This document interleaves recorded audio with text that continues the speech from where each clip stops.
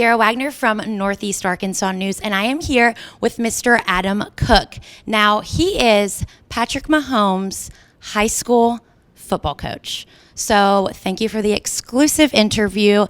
And first off, I would just like to ask, how are you in Miami right now? Because I know there's a really cool story about how you're here. Yes, I'm here because Cliff Kingsbury was able to reach out and give me some tickets. You know, my wife and I, a couple weeks ago, started looking at the tickets, looking at the savings account. Hey, these tickets were very high. A lot of people would ask me, hey, did Pat send you a ticket? But, those guys don't have an abundant number of tickets to give out. He's got family members, he's got players that he plays with, so he doesn't need to give me one. Coaching him was a great blessing, and it was an honor to be on the sideline and help him. But it's not the same as playing with him. When you play and you understand football, those guys that you're out there battling with, those are the ones that need to go. And so I just started making some jokes. If I'd found you earlier, I think you might have taken me up on it. I'd have had to steal your dad's job as a cameraman. But I started telling, reporters when they'd come in, I'd say, hey, let's do this. You give me your camera. I'll drive you down to Miami. We'll stop all along the way, Louisiana, Mississippi. We'll look for people that have Pat Mahomes haircuts. You can get me to interview them and ask them questions, and we can send it back and just have a good time, kind of making a joke about it.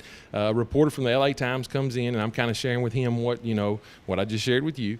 He reaches out to Cliff, and Cliff texted me on a week ago Thursday and said, hey, Coach Cook, I heard that you were looking for a ticket. I've got several from the Cardinals. I've got one extra one here. Can't think anybody else would be better to have it. And so, that's kind of how that all started. And I think it's important that people understand you've got a coaching background with your family, and so you understand that. I've told people that it was the Texas high school Fieldhouse rat that sent me the ticket. Cliff's dad was a coach, his mom was a teacher, and so it was that little boy that saw his dad and his parents impacting, young students that wanted to give me the ticket. And so Cliff Kingsbury, the head coach, was the one who was able to say, yeah, you have the authority to give him that ticket. So that's how I'm here, and just blessed and honored to be here, and trying to soak it all up and then go back home and tell everybody, what other people are saying about Patrick. So you've known Patrick Mahomes since the fourth grade, since he was in the fourth grade, not you. When did you kind of realize that he was something special? Very early on, he showed up at one of our football camps, which we kind of highlighted quarterbacks and receivers in. At the time, I was running the camps, and so just noticed really quick, this kid can throw. Of course, you always heard about him. A lot of the parents have kids that played against him, some that didn't, some that had some kids that were a little bit younger, and they'd say, man, I was at the ballpark the other day, and that Mahomes kid, I just walked over to the field, and he's throwing gasoline up there on the mound, or, he hit one out of the park, or he switched over left-handed to hit one out. So you always heard these stories, so you knew that Patrick was going to be an exceptional athlete. And you it's pretty obvious that Patrick Mahomes is a recruiting mystery. Why do you think that he was overlooked by so many schools? This has been a very interesting story, and all I can do is give you my own perspective. If, the other colleges that come in would have to tell you where they were at, maybe some of their past history with guys who are playing baseball may get drafted, because I really think that had a lot to do with it. Patrick played safety for us as a sophomore, not because he wasn't a good quarterback. It's just we had a young man there by the name of Hunter Taylor that went on and played at Stephen F. Austin University, great quarterback. But Patrick kind of he plays outside of the structure of what we had, if that makes sense. And so nobody really knew what he was going to do. He had a breakout season his junior year. There's all the talk of him going, getting drafted, and are we going to get burned if we get him? Is he a system quarterback? For some of them, you see Texas Tech, and, none of their guys make it. Hawaii, none of those guys had made it.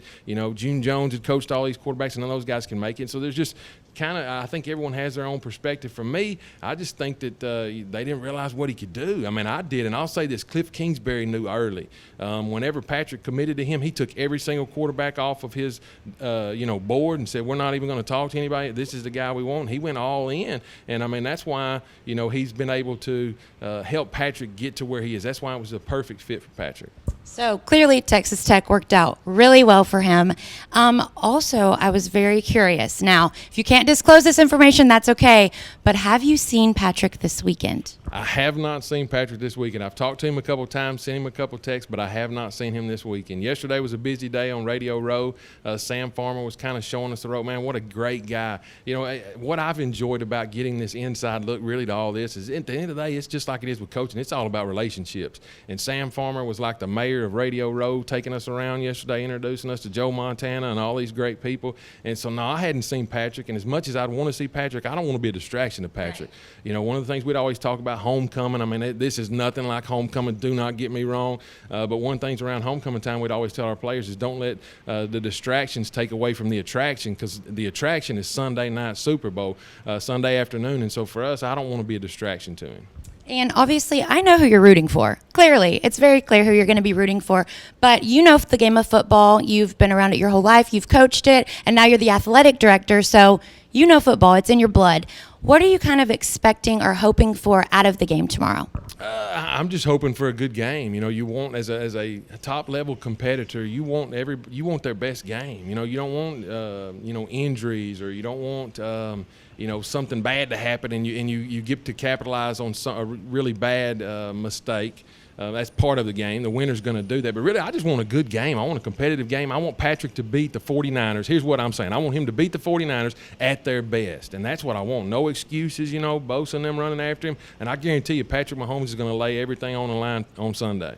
And something really cool for our viewers at home, when I was talking to you on the phone about getting this exclusive interview, I told you about, I'm a reporter from Northeast Arkansas, and you were familiar with Jonesboro because way back in the day, you were recruited by the Red Wolves. So for everyone at home, can I get a go Red Wolves?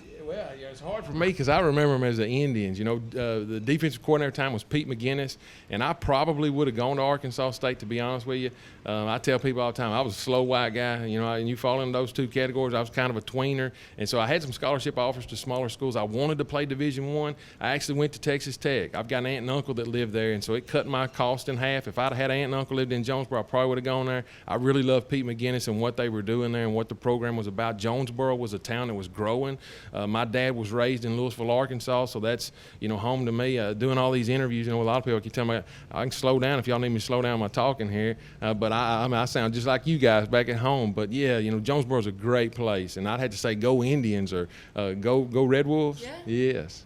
Well, thank you so much, Adam, for taking time out of this Super Bowl experience to come talk with us and our viewers at Northeast Arkansas. And for Northeast Arkansas News, I'm Sierra Waggoner.